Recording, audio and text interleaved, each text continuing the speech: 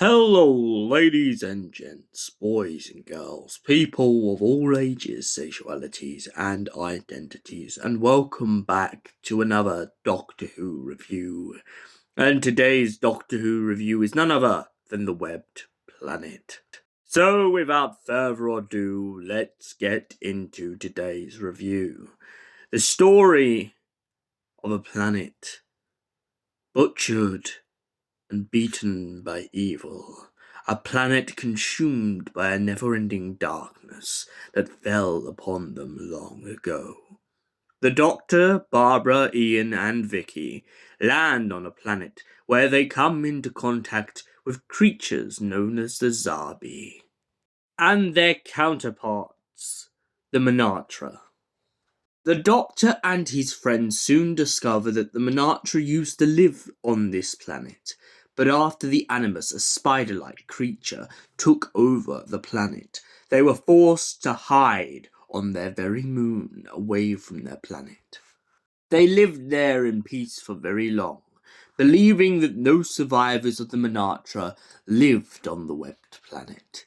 But it turns out when a few returned back to their home planet in hopes of overthrowing the Animus, it turns out that there are creatures much like themselves but de-evolved, learn to live in the caves, and haven't the ability yet to fly. These younglings have pretty much lived in the dark their whole life, fearing the Zarbi, fearing the Animus, fearing everything dark that happens on the planet above.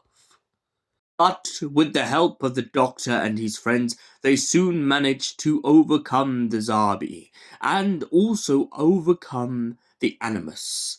The Zarbi are nothing more than minions in this story. However, the Animus is the dark spider within the web. So, the Webbed Planet. What did I think of this story? It's a very simple and beautiful plot.